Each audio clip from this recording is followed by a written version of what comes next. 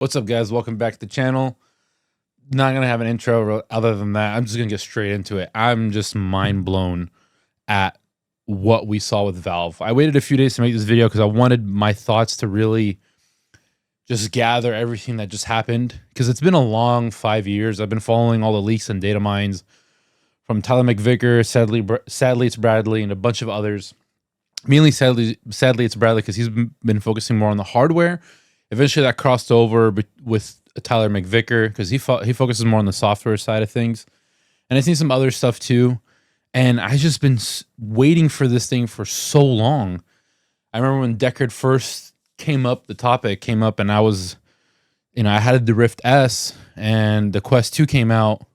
And I was like, I'm not going to get the Quest 2 and wait for the Deckard. Eventually, I got the Quest 2 and, Quest 3, PSVR 2, and I index and everything. And I'm at loss of words. It's been so long, and we got this moment, and we got a lot more. And if you've been following the leaks or following me on this channel or anything on social media, you start seeing, Valve have some kind of information in its data leaks about things beyond the Deckard or Steam frame. Eventually, the Steam Machine idea came up, like a console came up. Then eventually the controller, which was Roy. And never did I think we were going to get them all the same time. I thought maybe the controller and the headset together, because they would be a good combo. And eventually later down the line, maybe like a year or two later, we get like that machine or the console. But on the same day, it's insane. And I don't want to really talk about what's better. Is it worth it without some, based off what information we have, and talk about the specs and everything, because a lot of other channels have already got their hands on it a little bit, talk about their experiences, and everyone's been talking about that already. And I just want to talk about more of like a perspective about the whole situation, because I've been seeing a lot of people talk online, either hating on the console, hating on the headset, not understanding, it's not that much better. What's this for? What's the point? A PC, blah, blah, blah, blah, blah. And, I'm a huge VR fan. I'm a huge gaming fan. I love every console, every brand. No one's perfect. No brand that does everything right. They all have their ups and downs, and I'll admit it. And I'm a PC gamer, so I'm an enthusiast of gaming completely. And you see, based off this channel, I talk about everything about gaming, so many different aspects of it, because I like to share my thoughts and experiences and things that I love about gaming, and bring some attention to things that you, the viewer, might not have considered about gaming, or aspects of gaming, or hardware, or whatever. I like to share everything about it, give you guys some perspective. So I'm not a shill or a cult following of just specific things or whatever. Get that out there. So the perspective that I'm seeing, the talk mainly about Steam frame, is that it's not much better than a Quest. Okay, and then the Steam machine is like, okay, well, it's just a mini PC where you could buy other ones on Amazon or build your own. What's the big whoop, right? Was to start off with Steam frame, right? What Valve does is beyond just what you see in front of you. We saw the Steam Deck come out, right? We had the Nintendo Switch already beforehand. Handheld gaming wasn't new. Nintendo's been holding it down with handheld gaming for a long time. No one really competed with them. Sony tried. Didn't really work that well. They had success with the PSP for a little bit. And Nintendo really held it down. And the Switch was the success and the failure of the Wii and the Wii U. Success of the Wii, the failure of the Wii U. That had to happen in order for the Switch to happen. You can see that combination of ideas and creativity and technology behind it. So Valve didn't invent handheld gaming, right? It brought PC handheld gaming into the market. No one really thought that it would happen so soon. We started getting streaming things on our phone from PlayStation and Xbox. You can stream your games on your phone. We started seeing some emulation on Android on phones for a little bit, but nothing to the point of what Valve did. And it was beyond just the Steam Deck. They started building the Steam OS, and a bunch of other companies started following suit, because it was a very specific niche that they really thought wasn't going to be that big. And a lot of people who weren't into it didn't know they would be into it or be interested, right? And because of the success of the Steam Deck, Steam OS, started becoming the product, right? Lenovo started adding it into their handhelds. The idea that Valve is now they even said that they're going to be working on Steam OS for PCs. So my point is that Valve does beyond just what you look at, right? It's like, it's not just hardware. It's not pure horsepower. It's utilization, it's usability, it's the future. They don't release it and abandon it. They support it as long as possible for a long time and make it as accessible as possible. They want Steam as accessible as possible. Sorry, my throat is dry. So with the headset, I really wished it was like a beefy horsepower ultimate headset with all this power and resolution and everything.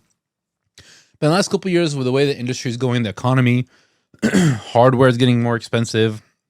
VR kind of in a weird spot right now. There's not that boom. That last initial boom just ended, and it's kind of like in that stagnant situation right now. We need something else to push it forward. And seeing other headsets try to go full force and all horsepower and hardware only didn't really work out. It was more of like, we need to show everyone that's not into VR, hey, there's other aspects to it. This is what you need. Just like what the Steam Deck did with handheld PC gaming. And Valve did it with its product on Steam on PC when it first came out. People have we have this loyalty to Steam. We'll rather buy our games on Steam than anywhere else.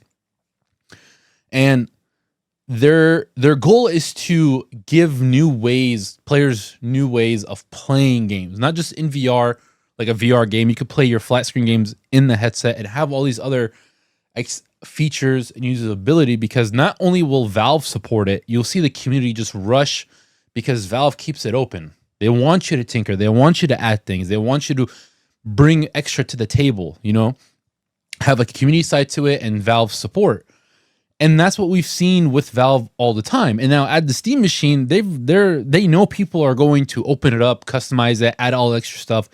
They want you to, they're very consumer friendly. They want their customers and the players to have fun with it.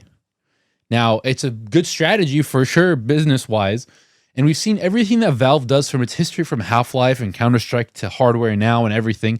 They focus on the player. They focus on the longevity. They do take their time. Valve is not perfect. Don't get me wrong.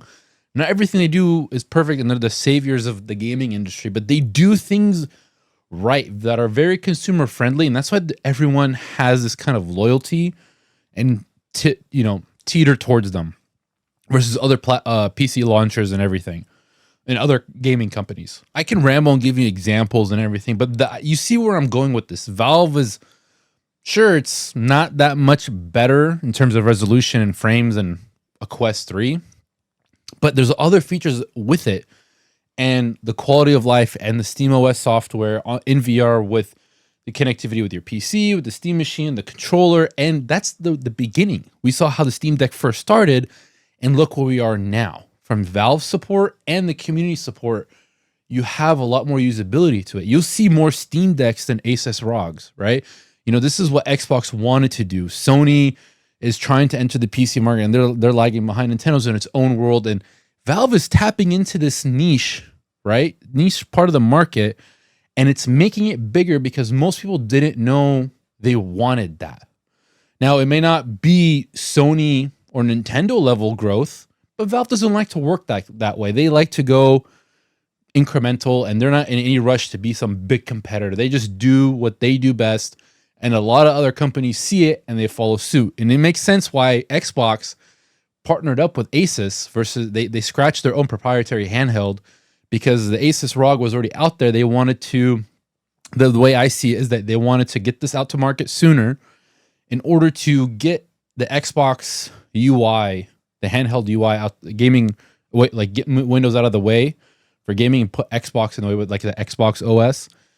To get it out there, to start building it from now, and then a few years down the line, they have their own proprietary Xbox handheld or other partnerships or whatever, because they recognize Valve's doing what they're trying to do. And now they've already talked about, getting rid of the console, everything used to PC and everything. I remember a few years ago, about 4 or 5 years ago, I told my friends, you're not going to notice the difference between a console and a PC because the PC was growing. And you could kind of see the writing on the wall like a little bit 5 years ago. You weren't really sure, but that's where we are now, right? And I'm super excited. I can ramble on, but I just want to give that perspective and my thoughts on it. You know, you could start noticing these type of things if you really pay attention to the gaming trends in the industry, where things are kind of headed, right? Not all the time, but it kind of gives you a good idea. And I always pay attention to all these type of things. And if you've been around, you listen to the news, you're tapped into YouTube and everything, you start seeing pieces of information, you start putting it together. And based off Valve's trends, this is pretty good so far. Like, we have to do, of course, we have to get our hands on it, and price is a big factor and everything. But it's a good step. Whatever they're going to do, it's a good step. We need it. We need it for VR. We need it for PC gaming. I've been wanting to build a small form factor PC or getting a mini PC anyways. This kind of solves my problem, and I'm just going to go with that, right? I plan on getting all 3 pieces of hardware and talk about it on the channel. And because like I said, I'm a huge VR enthusiast, as you guys know. I'm done rambling. I just want to give you guys that perspective. Think of Valve and this hardware beyond of what you just see in front of you. There's a lot more to come. And it's good for gaming. More competition. No one enters the market. Let me know what you guys' thoughts. Let me know if you guys are getting any of these pieces of hardware. What are your thoughts about each individual one? Let me know, because it's an interesting time to be a gamer, and it's a good time to game. Take care, guys, and peace.